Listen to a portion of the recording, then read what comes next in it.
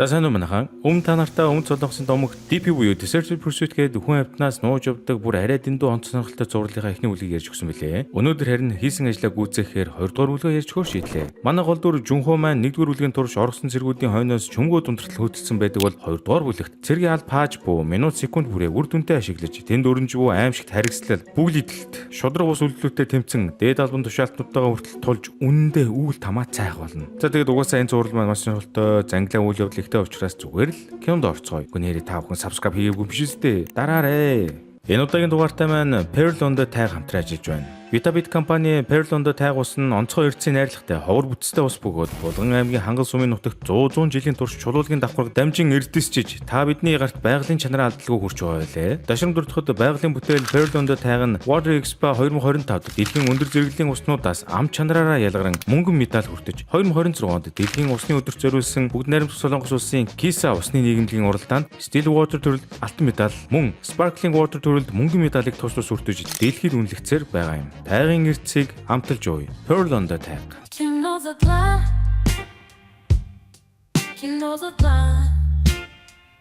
Нэгдүгээр анги. Өмнөх бүлэгт Суквон гэдэг цэрэг өөрийгөө бууцсан байдаг шүү дээ. Тиймээс энэхүү харамсалтай мөн адармаатай эргийн хариуцлагыг хэн нэгэн хүн заавал үүрэх шаардлагатай болох нь тодорхой. Улмаар энэ бүхний төлөө ахлах мөрдөгч Пакман хариуцлага хүлээх дарамтанд орж дэслэгч Мин гэдэг дээд тушаалтны шахалтаар Суквоны амиа орлох үйлдлийн шалтгааныг сэтгс мэдрэлийн өвчнөс улбаатай хэмээн тэмдэглэсэн баримт бичигт гарын үсэг зурх хэрэгтэй болж байгаа маа. Ер нь ингээр чинь хэргийн жинхэнэ шалтгааныг нуун дарагдуулж байгаа хэрэг үсв. Ер нь бол ахлах мөрдөгч Пак өөрөө залуухан цэрэг багтаа өчнөө их дарамт зодуур, нүдүүр, хүчирхийлд өртөж байсан хүн байна л да. Ахмад ийм хүртэл түүнийг асуудал үүсгэлгүй Суквоны эргийг намжаахын тулд зүгээр л нүдэн анаад наад бичиг баримттай гар үсэг зур хэмээн ятгаас сууж байв. Нэрэн Жүнхөө цэргээс салагдахад 413 хоног үлдсэн байх ба дээд үеийн цэргүүд нь одоо ч түүнийг дээрлэхдэг байдал хэвээр байгаагаас ажиглахад өчнөө олон цэрэг дээрлэхэлтээс болж амнасаа алдагч амьдралээр дөрвтэй өөрчлөлт гарахгүй байгаа нь илт. Удалгүй манер лог сэтгэлгээ сайтад бол дахиад цэргийн цагтаа дуудагдаж ажиллахаар болдог. Энэ удаа түүний алтан барьтнаар нь түрүүч хан дахин эмнэлэг хэвцэн тул Жүнхөө маань хүссэн үсээгүй DP бага өдөртөх үүрэг хүлээн авна. Тэгтэл түүний хамтрагчаар энэ удаа Сеун гэдэг нэртэй Шинков цэрэг томилогдсон байлаа. За тэгээд шинэ хамтрагчаа дагуулад орсон цэргүүдийг хайх ажиллагаанд гартал өнөөх Сеун гэдэг нөхөр нь ерөөсөө үүрэг хариуцлага ухамсарсан шинжгүй зүгээр л аавынхаа танилцлаар яриулж яваад цэргийн цагдаа руу томилогдсон. Цэргийн штабаас гадуур явдаг болохоор цаг нөхцөх зорилгоор орж ирсэн хүн боч таарав. Ер нь бол Сеуны зарчим нь цэргээс оргогчдыг барих нь амь насанд аюултай ажилтвал өөрийгөө эрсдэл оруулах хүсэхгүй байна гэдгээ ил тод хэлж Жүнхөөг шоконд оруулж байгаа маа. Үгээрч зогссонгүй. Жүнхөө нэг өөрөө Сеунийг хэн нэгэн үнтэй уцаар ирж байгааг нь санамсруу сонстол хөөрцөн мө бацаан чинь өөрийнх нь тухай ярьж байгаа л тээ. Энд нэг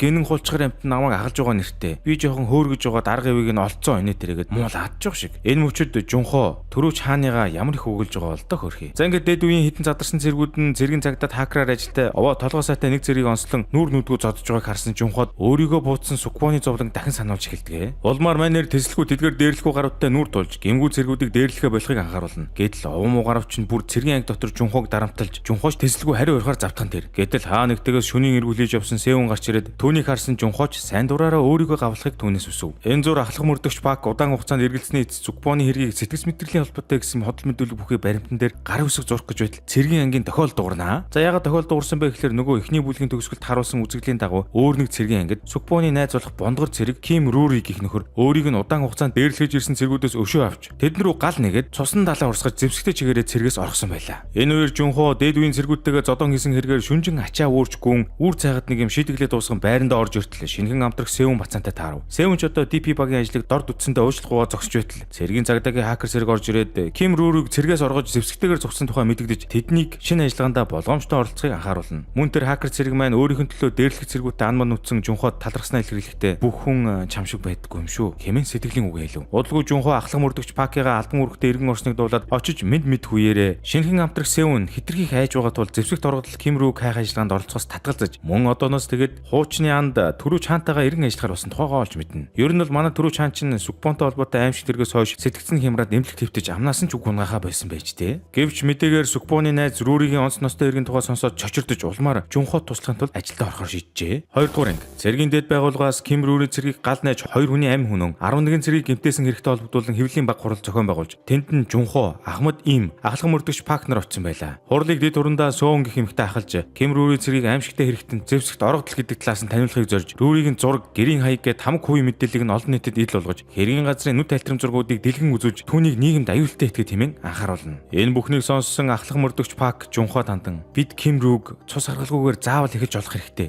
хэмээн амжилсан сануулв. Удалгүй Жунхо хөдөө өдөг Рүүригийн ээжийн хоолны газарт хүрээд очтол тэнд нь хогсдын гэр бүл дээрээс нь баахан үзэн ядагч нар цуглдсан Рүүригийн ээжийг хүүгийнх нь хэргийн төлөө буруутгаад хэцүүг нөхцөлөд үсэд байла. Рүүригийн ээж олонний өмнө гарч уйлж амнасаа алдаж хүнд бэрцсэн цэргүүдийн ар гэрээс өршөөл ирэхээс гадна хүүгээ дээрлэлтийн золиос болсон гэж хэлэхэд хүүгээ алдсан ээж болон хогсдын гэр бүл нь түүн рүү уурсан дайрч эхлэв. Жунхош дайсгансан олноос Рүүригийн ээжийг хамгаалчих гээд үйл тамаа цайж байтал түрүү чан түүнийг олж ирлээ хөрхий. Жунхо түүнтэй уулзахад өнөөх нь амнасаа үг унахгүй таблет дээр урьдчилж бичсэн хэдэн үгээ харуулхаас хэтрэхгүй байх бөгөөд гүн сэтгцийн чочрлоос болж огт дуугарч чадахгүй болсныг нь мэдэж авна. Гэхдээ хам маань зүгээр нэг төрөөч биш ахлах төрөөч бол цол нэвсэн байдаг шүү. Үзэгдэл цэргийн өдөр дэх төврөө шилжчихэд томчуул болох дэслэгч Мин Ахмад Им гэдэг турандаа сөөн ахлах мөрдөгч Пак нар хуралдаа сууж байх ба Ахмад Им анханасаа л энэ дэд турандаа сөөнийг харахаараа нүдэнд нь өргөс урсан аятай тийрэд байсан шалтгаан тодорхой болов. Учир нь энэ хоёр чинь салсан хосууд бөгөөд хүүхдийнхээ асрамжийг хамтран хариуцдаг ажээ. Сөөн Ахмад Имд даруй байр суурийг нь мэдрүүлж өөрийнхөө өндөр цол хэрэгмтэйг сануулна. Тэрээр мөн Ким Рүүрийг хүчирхийллийн шинжтэй видео тоглоомд хэд онцсон байсан тул өндөр эрсдэлтэй гэмт итгээд гэж үзэж байгаагаа ч мэддэгэ дамжив. Эцэст нь оргож босч яваа цэрэг Ким Рүүри хуваараа видео хийн онлайнаар цацаж олон нийтэд хандан цэргийн алба хаших хугацаанд өөрийн амсанд дээрлэхэл дарамтын талаар хуваалцахдаа ингэж байгаа. Бүгд л гал нээсэн тухай ярьж байна. Намайг яагаад гал нээсэн тухай хэн ч ярихгүй байна. Би асар их зовлон амссан. Нэг л өдөр тэр цэргүүдийн гарт өгөхөөс айсантаа би төрүүлж өөрийгөө хамгаалсан юм хэмээн ярьсан байв. Хүүгийнхээ энэхүү үгээр илэрхийлж чадамгүй зовлон зүдгүүрийн талаар олж сонсон Рүүригийн ээж ухаан алдан унаж сэргснийхээ дараа Жунхо хан хоёроос хүүг нь 9 минут олж ирэхийг нь амжилан гуйв. Энэ зур ахлах мөрдөгч Пак Ахмад Им нар цэргийн албаны том хүн болох дэслэгч Миний сэжигтэй үйлдэлийг анзаарч өрөөнд нь нууцаар нэвтрэн түүний компьютероос мэдээлэл авахыг оролдоно. Гэвч дэслэгч Мин тэднийг үйлдэл дээр нь барьж хоёуланг нь гүвж хаяад гар утас дөрөвчийг нь хураан өрөөндөө төгжөөд явчихдаг. Энэ үеэр цэргийн удирдлагууд хуралдаж дэд турандаа Соун Ким Рүүригийн зэвсэг олцсон тухай мэдээллийг хэвлэл задруулахыг хориглож түүнийг нийгэмд аюултай этгээд хэвээр байгаа гэсэн мессежийг өөрчлөхгүй байх ёстой гэж зүтгэн мөн түүнийг барих урьд тавьсан тухайга илтгэв.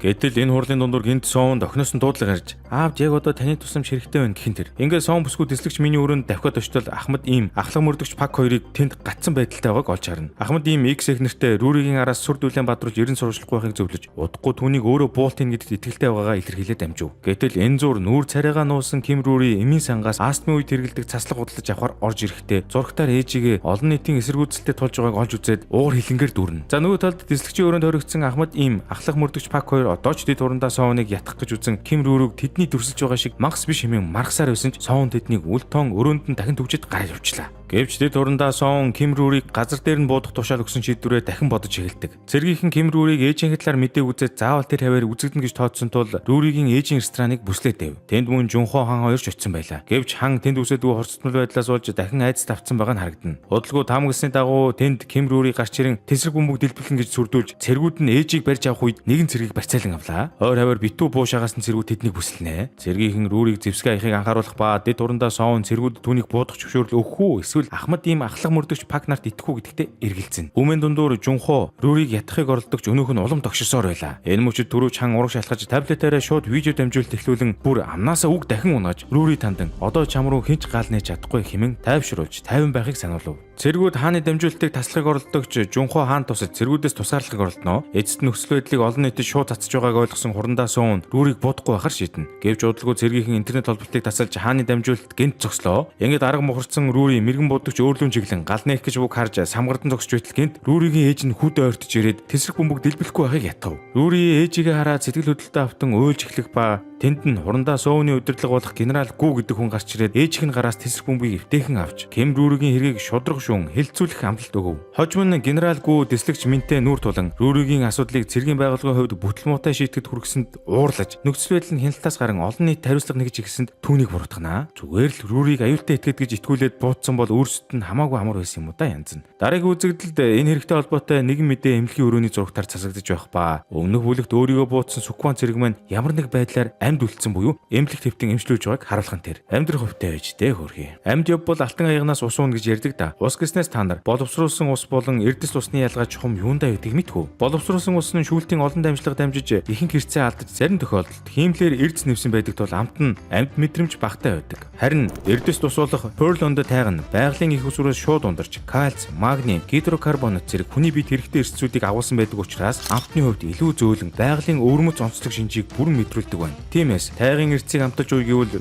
Pearl on the тайг усыг сонгоорой. 3 дугаар анги гэхэд Жан Сомын нэртэй тайзны урлагийн оюутан нэгэн жүжигт эмэгтэй дүр бүтээх хүсэлтэд илэрхийлсний дараа найруулагч ухаантай нэг нөхөрт аимшигтайгаар доромжлуулж зодуур амсч байгаа нь харагдана. Тэр найруулагч нь мань нэрийг эрэгтэй юм байж эмэгтэй дүр санаархлаа ижил хүсдэг юм уу чи эдэргээд сонголтыг нь үл хайхаарч түүний цэрэгт дуудагдсан бичгийг нь гарт нь атгуулад цэрэгт явж ирэх хүн бол гэж хэлдэг. Ингээд хөөрхөд драмын ангийн залуу маань цэрэг таалагдах хувь тавилтантайгаа эвлэрхээс өөр аргагүй төрж байгаа юм. Дараагийн үзэгдэл дээр цэргийн ангид өрнөжгүй одоо цагийн үйл явдлыг харуулна. Жунхо хаан хоёр Ким Рүрийг цус урсгалгүй барьж авахд өндөр оролцоотой ажилласныгаа төлөө шагнуулжээ. Гэвч ахлах мөрдөгч Пак энэ шагналыг нэх хойшоосонгүй. Мань хойч одоо шагнал авсан юм чинь амрах боломж олдох болов уу гэд горилго тээж байсан ч хөөрхийтэд илүү төвөгтэй цэргийн араас хөөцөлдөх ажилд унав. Ингээд Ахмад ийм тэдэнд нэгэн орогдол цэргийн мэдээллийг харуултал манай хан төрөвч чинь нөгөө эмэгтэй хүний дүр жүжиглэх сонирхолтой Жан Сомын гих цэргийн анкетыг хараад учир зүггүй цочирдож өмнө нь цэргийн цагдаа байж байгаад Жунход дэлб зодуулсан Сомуутай хамт дээр үед гүйцэтгэж байсан нэгэн ажиллагааны талаар эргэн санана. Тэр үед Жан Сомын цэргээс оргож шөнийн клубт эмэгтэй хүний дүрд орж Нина гих тайзны нэртэйгээр үзүүлбэр үзүүлж байсан гэжээ. Түүн шиг урлагийн хүнд цэргийн амьдрал төвчгийн аргагүй хүнд байсан лавтай. Тэр шөнийн клубт нь хан төрөвч Соммыг олж очиод цэрэгтэй буцаж очихыг ятгсан ч айц давтсан Соммыг хүчтэй эсэргүүцэж хан төрөвчийн хэвлий тус газар нь хутгаж хаяад зогцсон байдаг. Үзэгдэл одоо цаг руу шилжчихэд Жунхо хаан хоёр Соммыг хайж өнөх клубт дахин яваад очтол онц ноцтой хотго шүүгний асуудлаас болоод Соммын чинь тэндээсээ аль хэдийн дөрөөд алга болсон байгаа нь тэр. Арга мухарцсан Жунхо хаан хоёр цагдаагийн газарт хандаж нэмэлт тусламж хүсгэд хариуцсан цагдаа нь бас завгүй өдргээ тэднийг нэгэн овийн мөрдөгч рүү чиглүүлсэн болоод аргалчив. Энэ хооронд Ахмад ийм ахлах мөрдөгч Пак Жоннаар Сомминаас гадна одоо хүртэл баригдаагүй байгаа хамгийн зайлчин хоёр оргогчийн талаар ярилцсан. Тэдний нэг нь 8 жилийн турш оргод зайлж явбал нөгөө нь бүр Солонгосын дайнаас хойш огт сургаггүй болсон Ахмад настан ч байх шиг. Удалгүй Жунхо хаан хоёр цагдаагаас өгсөн чиглэлийн дагуу хачин газраар явсны эцэст өөрийгөө хувийн мөрдөг чимээ танилцуулах нэгэн этгээдтэй уулзаад өнөөх нь Соммын талаар мэднэ гэж хэллээ. Гэвч үнэн эрэхтэй тэр нөхөр ухтаан бол гэмт хэргийн бүлгэлтэй холбоо сүлбэтэй үнэн бүтггүй гар байж таардаг бөгөөд түүний хамтран зүтгэж танхаа этгээдүүд нь гарч ирэн Жунхо хаан хоёрыг дэглэх гэж байтал ашгүй цагдаагийнхан зөв цагтаа ирж мань хоёрыг авардаг. Гэтэл нөгөө хувийн мөрдөг ухаантай Тарзан шиг гар чинь хэргийн газраас ундаг дугуугаар зовтож Жунхоч нэг дугуйлж аваад араас нь хөөцөлдөж байгаамаа. Жунхо сүулдэ унаж тусаад бараг л гүйцэж барих нь хударч байтал түрүү чангуй чинь заримгны цаглагаанд хэрэг хөлгөлцсөн Жунхо туслахаар араас нь гүцэд ирлээ. Эцэстээ нөгөө хувийн мөрдөгч ч одоо ядарч сүлдэн нэг хоолны газарт орж ирээд ус уух гэж байхдаа мань хоёрт баригдаж цагдаад хүргэгдэв.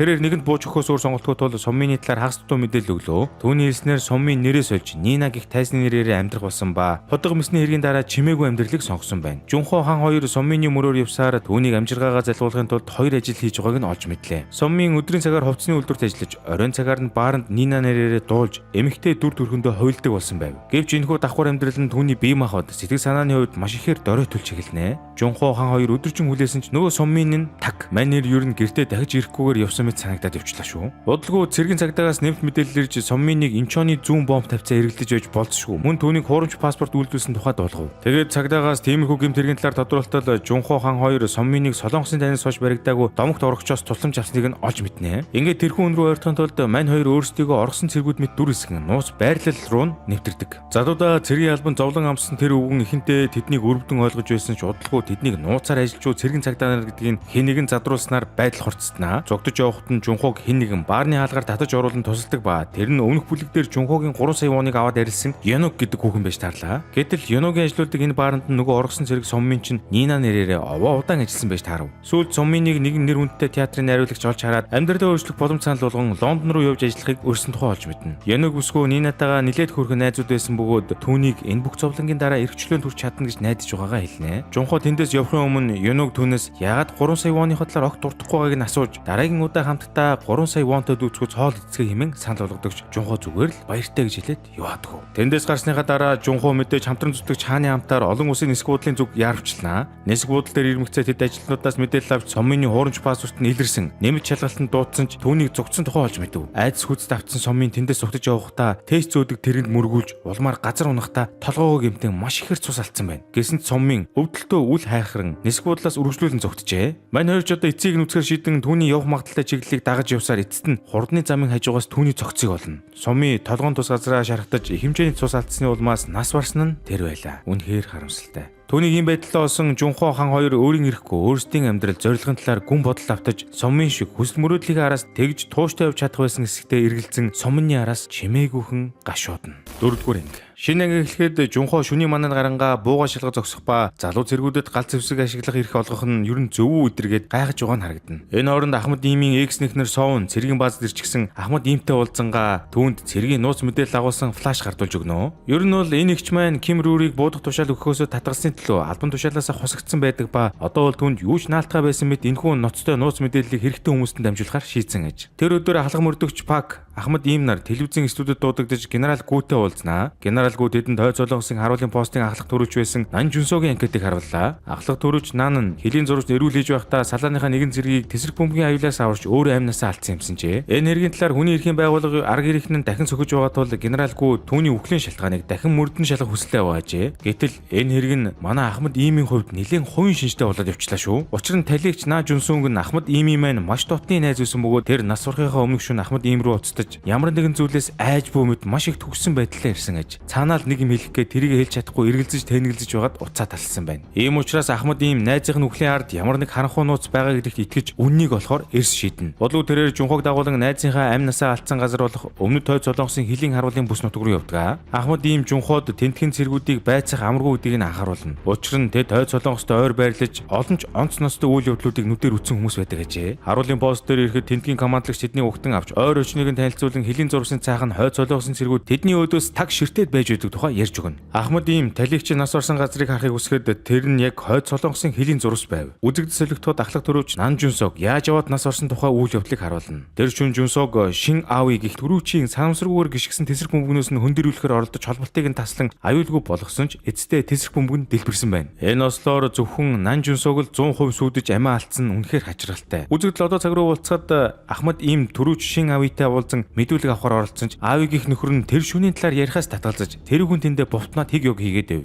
Тэр оройдоо Жунхо Ахмад Ийм хоёр ярилцаж харуулын постын ангийнхан Жүнсогийн хэргийг яаран хаахыг оролцсон ямар нэг нуун дарагдуулт байж болцшгүй хэмээн үзнэ. Гэтэл тэр үед гинт цахилгаан тасарч тентхийн командлагч Хо лаверын орж ирээд ингэж байгаа юм. Иймэрхүү асуудал манай энд хэвийн үзэгдэл байдаг шүү хэмээн тайлбарлаж өмнөд ба хойд солонгосын цэргүүдийн хооронд болсон мөргөлдөөний тухай шал дали юм ярьж эхэлдэг. Гэвч Ахмад Ийм түүнийг агаар сарниулах хордлого хэмээн үздсэн тул тасалтуулж Жүнсогийн үхлийн үнэн мөнийг заавал илрүүлнэ хэмээн хатуу анхааруулв. Энэ зур хэрэг явдлаас түр ангид байгаа түрүүч хам маань халагдахынхаа өмнө сүүлчийн амралтаа идэх гэж байгаа л доо. Гэртээ ирж байгаа нь харагдана. Энэ маань утас руугаа үе хилэм хийгээд ажлаа санаад байгаа л доо бас. Харин хөлийн постэр ажиллаж байгаа Жунход ахлах мөрдөгч Пакаас нэмэлт мэдээлэл ирж талигч Жүнсог болон Аави хоёр хоорондоо нэлээд зөрчилтэй хүмүүс байсан тухай дуулгав. Улмаар Ахмад Ийм Жунхо хоёр Аавыг дахин байцааж юунаас олж ахлах төрүүчтэйгээ үл ойлголцдог байсан талаар асуухад Аави асуултаас ултаж өнгөрсөн дуусан тесрэг бөмбөгний ослоос олж би сэтгцийн хүнд гэмтэлтэй болсон. Энэ талаар дахин ярих боломжгүй. Нүдэн дээр хүн өөхөх ямар аимшигтайг төсөөлхийн чаргагүй тэргээд болдгүй. Гэвч Ахмад Иймийн төвчээр налдагдаж Аавыг жирийн төрүүч байж ахлах төрүүчээ дээрлэгдэг байсан. Бүр түүнийг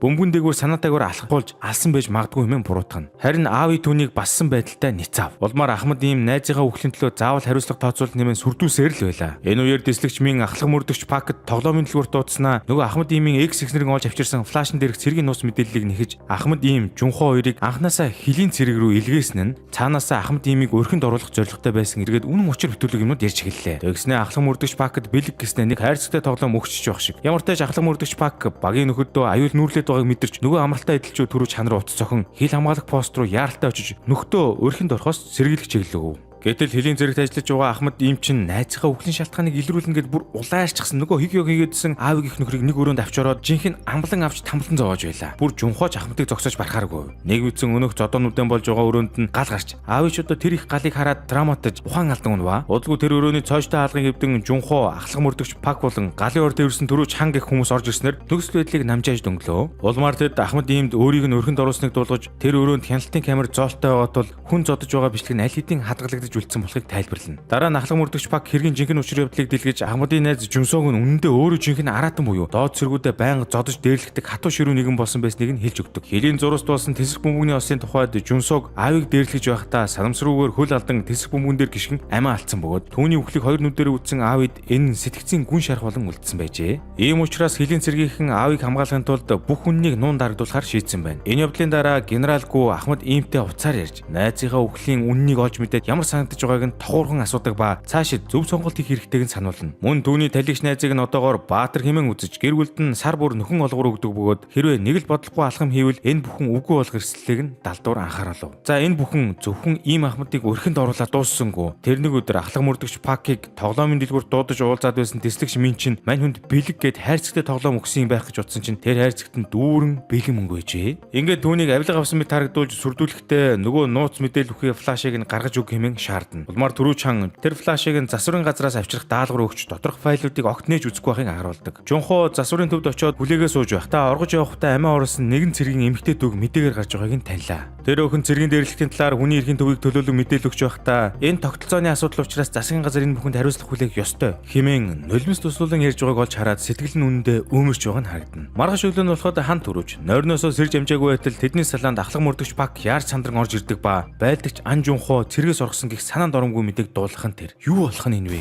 Давдууранг шинэ анги эхлэхэд Ахмад Имийн экс эхнэр Хурандаа Соун маань карьераа өөрчилж хуваараа хуулийн төвчөөний цэргийн хуульч болсон байлаа. Тэрээр шоронд хоригдож буй Ким Рүүритэй уулзан тэдний эргийг сайн дураараа өмгөөж шүүх хурал засгийн газрын эсрэг оролцох хүсэлтэй байгаагаа хэлнэ. Рүүри харин ирээдүйдээ бууж өгөн сүрд сүлдгүй амтан болсон байх ба цэргүүдэд учруулсан хор уршигийнхаа төлөө хариуцлага хүлээхэд бэлэн гэж хэлээд түүний саналаас татгалзаж орхихон дэр. Гэсэн ч Соун түүнийг ядгасаар эцэст нь Рүүри чөгөөд өөрийг нь төлөөлөхийг зөвшөөрөв. За өмнөх анги төгсгөлд Жунхоо музөөлөгч нь мэдээгээр амиа оруулсан анхны оргогч цэргийн дүү Хэёныг дээрлэхтэн талаар дуу хоолойгоо илэрхийлж байгааг нь үзээд оюун санаа нь 360 градус өөрчлөгдөж цэргийн ангидаа буцаж очилгүй нөгөө нууц мэдээлэл бүхий флаш аваад тэр чигтээ зогцсон шүү дээ. Мань нэр ер нь бол тэр флашн дээрх датаг шалгаж цэргийн удирдлагууд асар хэмжээний хавц цэргийг хурамчаар хаадаг болохыг нь мэдэж авчээ. Жишээлбэл Ким Рүүригийн хандлагын талаарх баримтад амиа алдсан цэргүүдийн нэг нь тухайн үед хэдэн цаг амьд байсан ч цэргийн эмнэлэгт яаралтай хүргэгдээгүй улмаас нас орсон байв. Улмаар Жунхоо энэ флашн дээрх мэдээллүүдийг илчиж худлаа мэдээллийн улмаас хохирч буй цэргүүдэд туслах боломжийн араас хөөцөлтөхөр шийтгэн тэр. Удалгүй генералгүй Ким Рүүригийн хэргийн хоригчдын талаар олон нийтэд мэдээлэл хийх гэж байх үеэр цэргийн хуульч Соун бүсгүй түүнээс аврах ажиллагаа цагтаа явагдсан хэсэг талаар тулган асуухад генералгүй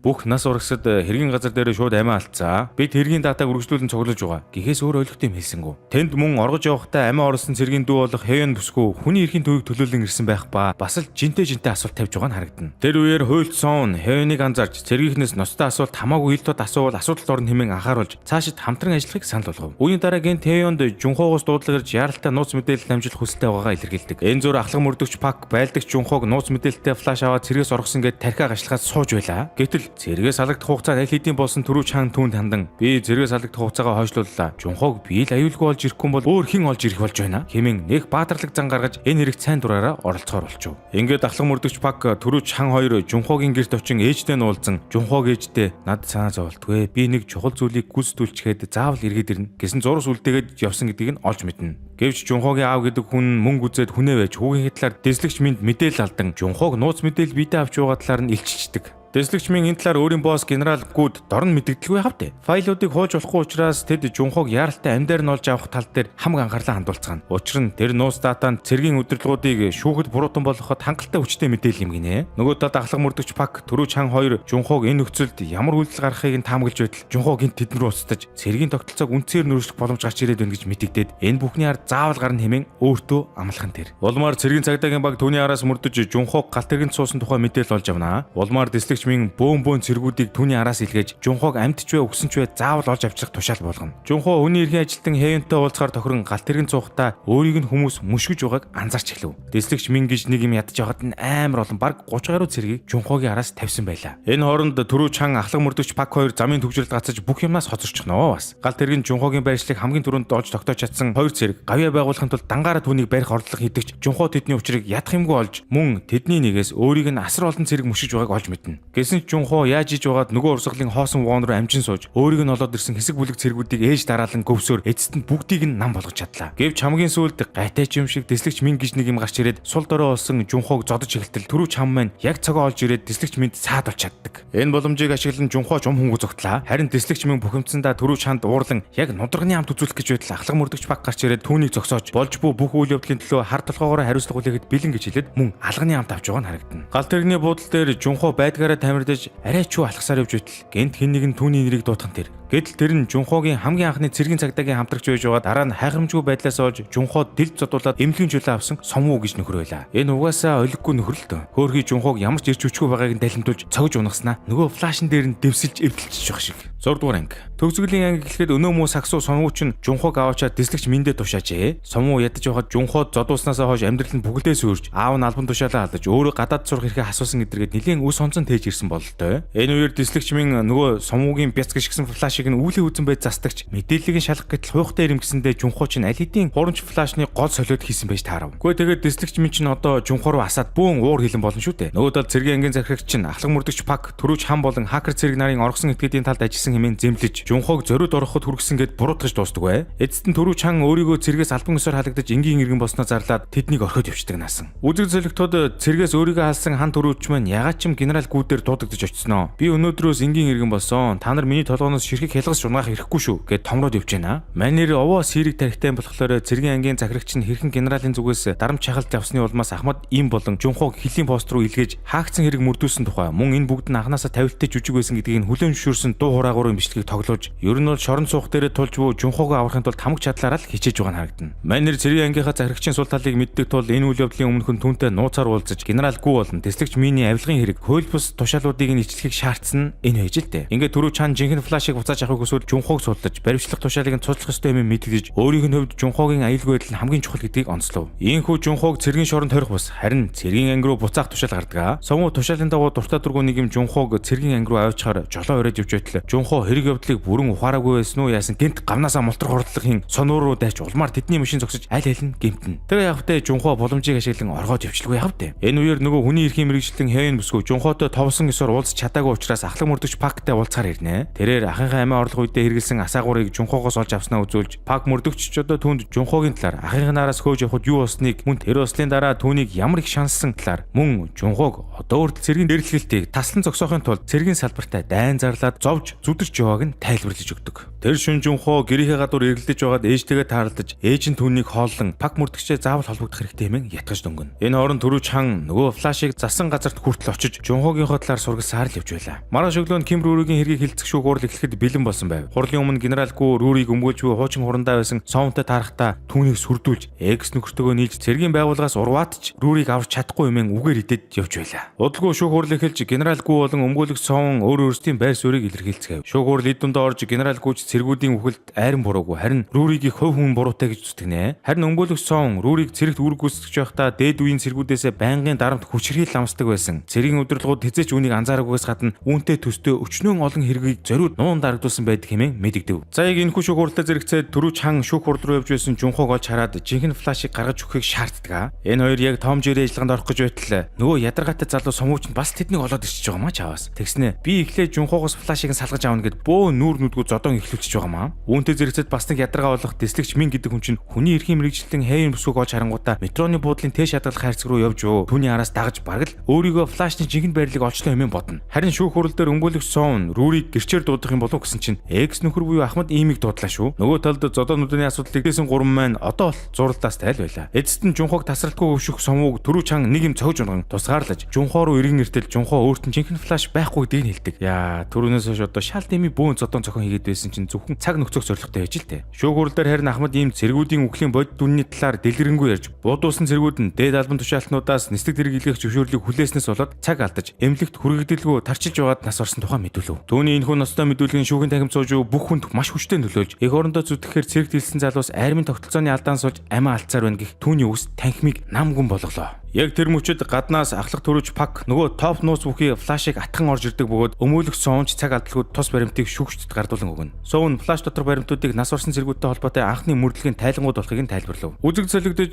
өмнөх шөнө чухам ямар үйл явдал болсныг харуулхад ахлах мөрдөгч Пак маань Жунхоотой утсаар ярихдаа Сомву болон тэслэгч Мин нарыг маргаашийн шүүх хурлын үеэр саатуулж байхыг Жунхоо болон түүний хүний эрхийн мэрэгчлэн хэвэн ойрт даалгасан байв. Энэ оронд ахлах мөрдөгч Пак өөрөө нөгөө флашыг шүүхийн танхимд хүргэн хэмээн амласан аж. Эцэст нь шүүх хурал өндөрлөж шүүхийн дүнэлт хөргөчдийн талд гарч мөн цэргүүдийн үхэлд цэргийн нэр бүхий албан тушаалтнуудыг хариуцлага тооцоолохоор болдгоо мөн бусад маргаантай эргүүдийг дахин нээж нэмэлт мөрдөн шалгалт хийх тушаал гарав. Яллагдагч Ким Рүүригийн хувьд тасралтгүй уйлж өөрийн ээж болон хохирчдын ар гэрээс уучлах гэж байгаа нь харагдана. Харин генерал Гу шүүгээс сонсон шийдвэрлэлийн хариуг заавал авахулна хэмээн Сон Ахмад ийм хоёрыг занл хэлэхээ мартсангүй. Мэдээж сайн болохоор л цаарын дагдаг хойно дислэгч минь тэнд гарч ирээд цэргийн нууц мэдээлэл задруулсан хэрэгээр ахлах мөрдөгч Пакийг мань гавлаад аваад явлаа. Түүнийг баривчлагдаад явхаас өмнө Жунхоо болон хан дөрвч хоёр хам хөлсөн цовсон байдалтай ухаан жолоогүй гүйж ирээд ахлахтайгаа уулзаж бүх хариуцлагыг өөр дээрээ авсанд нь гуниглан уйлцгаана. Хэсэг хугацааны дараа Ахмад ийм Жунхоо болон Түрүүч хаанаар шоронд хоригдож байгаа ахлах мөрдөгч Пактер шуулзаад сэтгэл санааг нь засах гэсэн бололтой амттай хоол идэр бас аваад иржээ. Хөөхий. Хоёр залуугийн хувьд одоог болтол ахлахыгаа бүх эргийг дангаараа үүрсэнтэй эвлэрч чадахгүй байгаа нь илт байлаа. Ахлах Пак Ахмад иймтэй ганцаарчлан ярилцлагатай гэж байгаа. Бүх хүн баатар болох боломжгүйгөөс хойш чи ядаж тэндээ үлдээд хөвгүүдийг мань сайн харж хандах хэрэгтэй босуу хэмээхэд Ахмад ийм түүний гайхалтай эр зоригийн өмнө хэрхэн талархаа мэдэхгүй сэтгэл нь хөдөлж суугаа нь харагдана. Удахгүй манай цэргийн цагдаагийн хоёр алтан партнер маань салах ёс хийх цагирлээ. Жунхоог нь Түрүү чанд хандан хоёулаа байн холбоотой байцгаая гэхэд өнөөх нь би хүмүүстэй ажлаас бусад хувийн харилцаа тогтоодоггүй. Над руу бичих хэрэггүй шүү эдэргээ томорчж байх шиг. Үүндээ Жунхоог өглөө санах юм байж яах гэж ингэдэм дээ. Гэхдээ энэ хоёр маань үнэхээр сайн гар нийлж ажилладаг байсан болохоор хин гунигтай салцгаалаа. Буцах замдаа Жунхоо цэргээс салгадах хүртэл 364 хоног үлдсэн талаар бодолд автнаа. Мөн автобусны цонхоор хартал цэргээс салгагдсан тухайн үедээ бас л дээрлэхүү салааны ахлагч байсан Хоныг коллежийн оюутнуудын зогсож байхыг олж харлаа. Тэд хоёул бие биенээ хараад хэсэг тайвширч байгаа болтой.